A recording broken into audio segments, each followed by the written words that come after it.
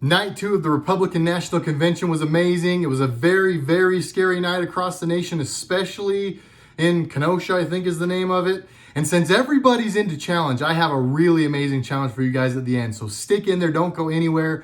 I'm Jared, this is RedRacer Video, former car vlogger. Now I'm an independent citizen journalist thanks to you, the viewers.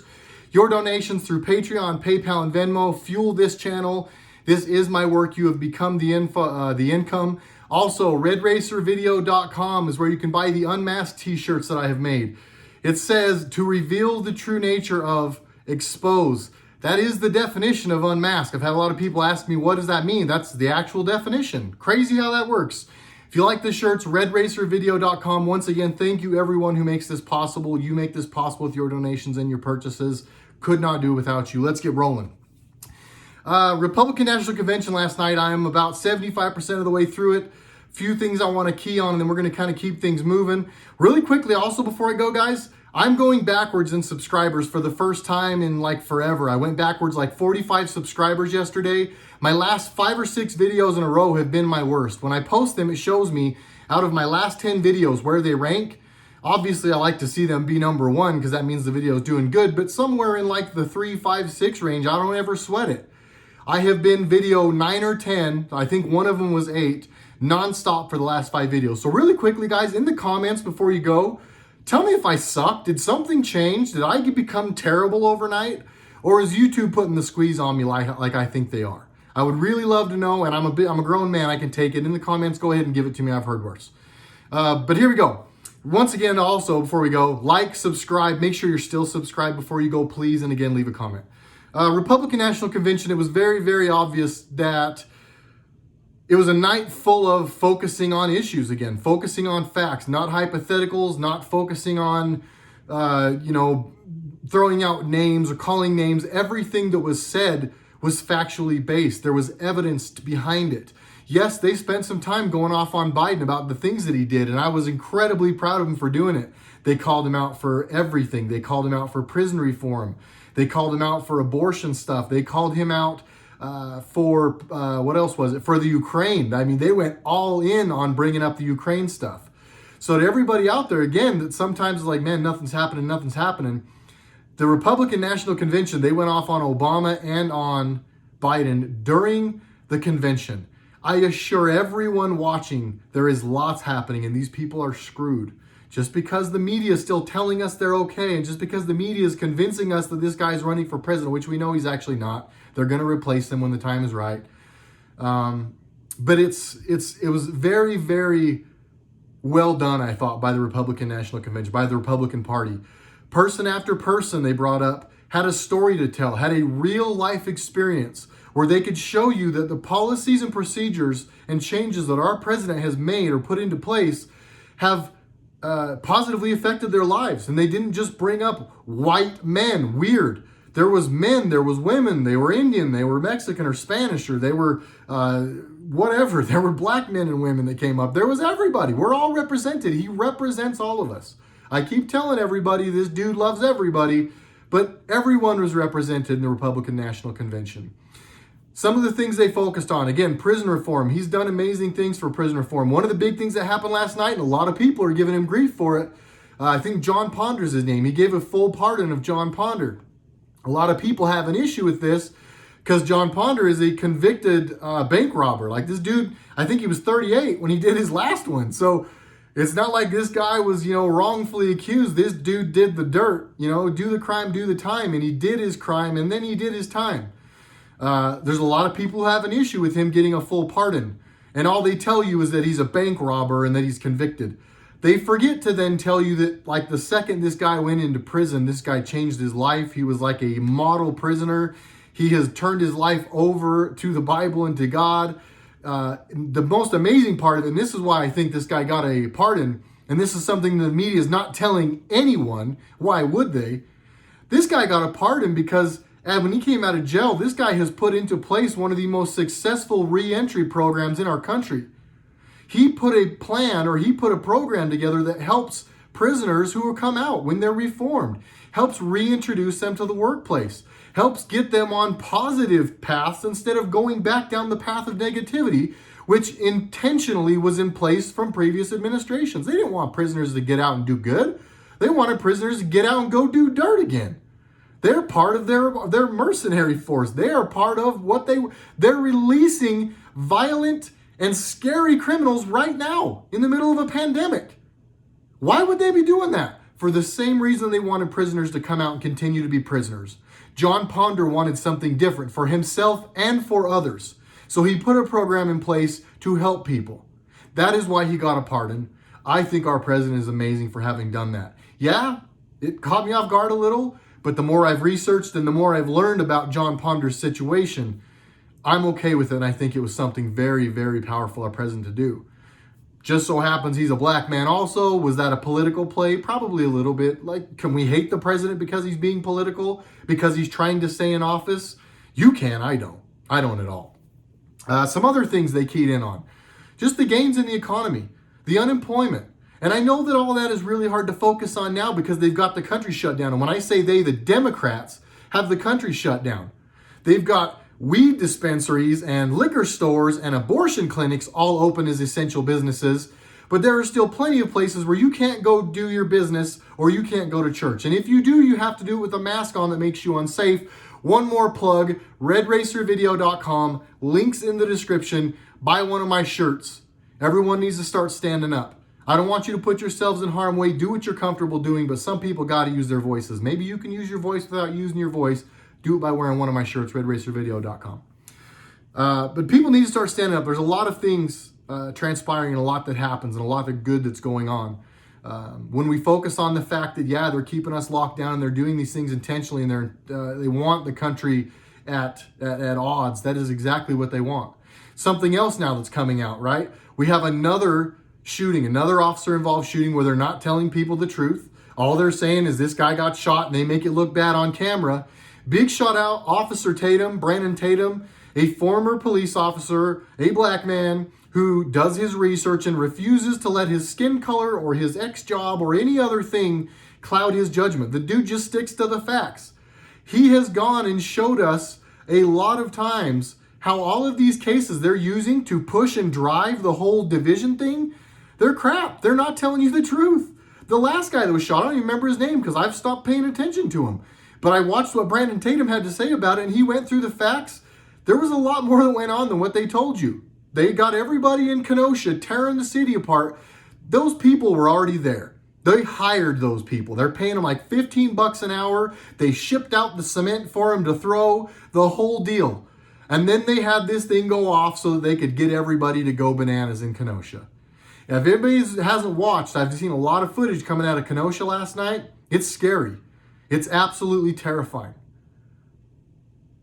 I have a really hard time watching that and not getting upset with some of the people there also. For what it's worth, the people of Kenosha showed up, and there were people out there defending their businesses, and there are people out there with their long rifles and trying to do what they can. I am not in any way, shape, or form, nor will I in any way, shape, or form on this channel incite or condone violence. I won't. I will never ask you to go out and do something violent. But I will also never ask you to lay down and let your business, your family, or anyone be destroyed right before your eyes. And so to the people who are standing up in Kenosha and standing up for your businesses and defending yourselves, I am proud of you. I am very proud of you. I am not asking for violence, but I am not asking for anyone to stand by and be a victim, and neither should you. Nobody in this country, and this is what blows me away, no one in this country should ask people to just be a victim. That's what's happening in Kenosha. The National Guard, the president, everyone made it very clear, we're ready. Do you need help? We can come in. After the night one of people getting killed, riots, businesses burned, after night one, and I'm sure before night one, as soon as the things went off, the president was offering help. They have denied it. To all the people who lost loved ones in Kenosha over the last couple of days, that blood is on Democratic hands. That blood is on the leadership in Kenosha that told the president, no, we don't need your help. Another fun fact about that, the police in Kenosha asked for the help. They wanted the help. They needed the help.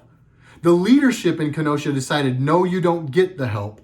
And as a result, people died, officers were injured, there were shots fired. It is almost a flipping war zone in some spots. There are some very scary videos. I'm going to do it anyway. I don't care. You all need to start standing up for yourselves. I'm a little bit ashamed of some of the cities in our nation right now. I am. I know that our police are there to do those things. Clearly, it's not happening. Your leadership has failed you, and they're not letting your police stand up for you. And in some of these cities, people are just taking it laying down. They just are. And it's sad. This is not who we are.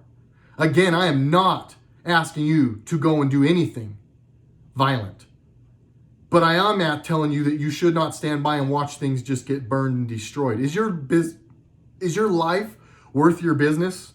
Obviously not. I'm not going to tell you go die for your business, but somewhere in the middle there is the reality, and we do need people to stand up.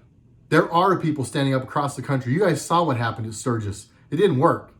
You're seeing what's happening in some of these cities that people are standing up for themselves. So I'm not calling the nation out, but there are some people watching this video that I know this is hitting you a little bit, and you're like, ah, man, he's probably talking to me. If that's you, I am talking to you. And it is time to stand up a little more. It's time to get a little braver. I want to give you guys a little quick story. I went with my family shopping. We did some school shopping. We were going to go eat. We went into one store, no mask. It said wear a mask. We didn't have one. We went in. There was no issues. We went to another store, and I'm going to go ahead and call them out by name. We went into Costco here locally.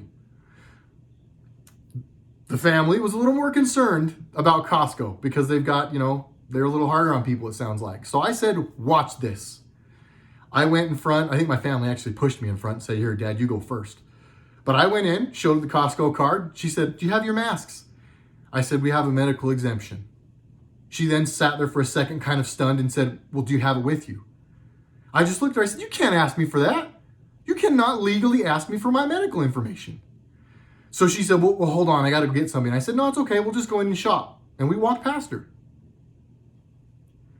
I was kind of proud of myself for a second, thinking, my kids just watched that. Hopefully they've learned you only get pushed around when you let yourself get pushed around. And I'm not teaching my kids to break rules. I'm teaching my kid to know the rules and abide by them. I'm asking my kids to follow the Constitution. So to anybody that's saying, oh, you're making your kids go and you're putting yourself in a bad situation, or you're teaching your kids to be, no, I'm not. I'm teaching my kids to stand up for what is right. And if you don't believe that and you don't agree, that's fine. But they're my kids, and I'll decide. So we get in the store. I'm about 10 feet in the store. I turn around to see where my family's at, and my daughter is sitting having a meltdown because she thinks that we're going to be in big trouble now in this store. That was the only time in this thing where I kind of felt like, dang it, I kind of wish I hadn't done that. But then I stopped and I thought, no, Costco shouldn't have done that.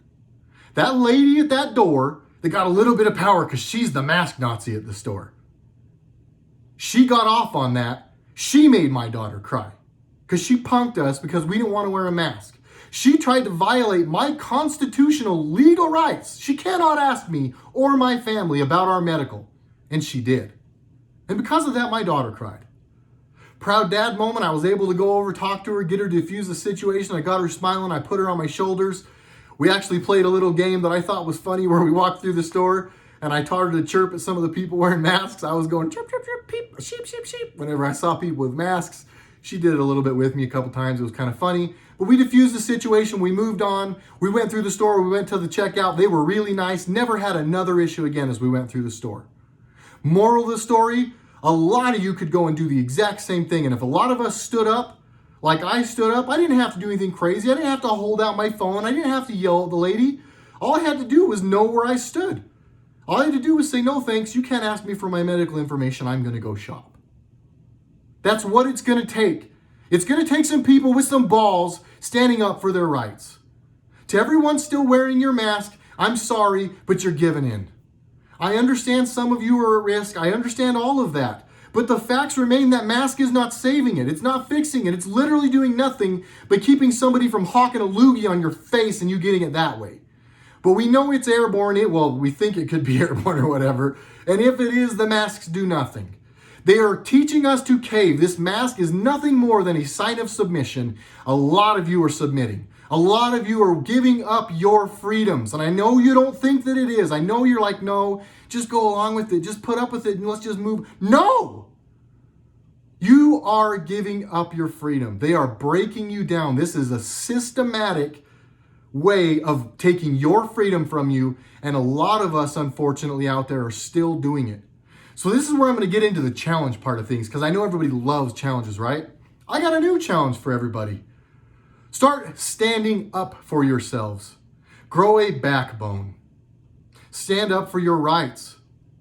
These laws and rules they've put out are not those. They are not laws and they are not rules. They are not anything that can be legally enforced.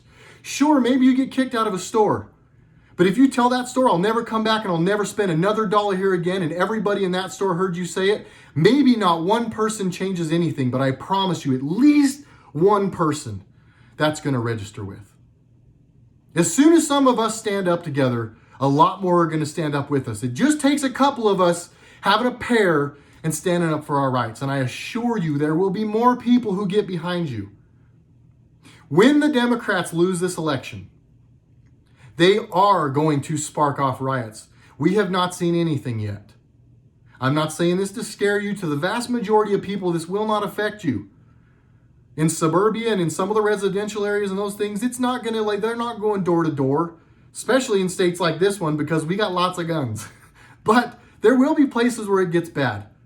And they will absolutely, you think we've seen riots now? Wait till you see the stuff the Democrats are going to set off after they lose the election. Be ready for it. But be ready to stand. If we take it laying down, guess what they'll do? They'll kill you. These people are scum. They shoot people in schools. They shoot children in schools. And after a child draped herself over someone else to save them, they stood over them and shot till they were both dead. Those are the kind of people we're dealing with. It is good versus evil. I'm not talking parties right now, but unfortunately, it's very obvious that the Democrats have gone off the reservation and they 100% want destruction and nothing else. They don't care who they hurt. They don't care what businesses are destroyed. They don't care if children are destroyed because they've been destroying children's lives forever. Look it up. Save the children. Stand strong. United we stand, guys. There's too many people taking this laying down. Again, I am not asking you to go be violent ever. But do not be a victim. Stop letting people push you around. Know your rights. Stand up for yourself. I just need a few people with me. Not everybody, but a few. Let's go. Take those damn masks off. Buy one of my shirts. RedRacerVideo.com. It's coming, folks. It is absolutely coming. It's good versus evil. It is us versus them. Decide where you're at. I'm with you. I love you all. Please leave a comment before you go. Tell me if my channel sucks. If you guys are leaving, unsubscribe, that's fine, but tell me why before you go, because so far I think YouTube's just screwing me. Let me know. Comments. Make sure you're still subscribed. Smash like before you leave. I love you. We'll see you guys tomorrow. Red Racer Video. RedRacerVideo.com. Go buy my shirt. Thank you, everybody that did.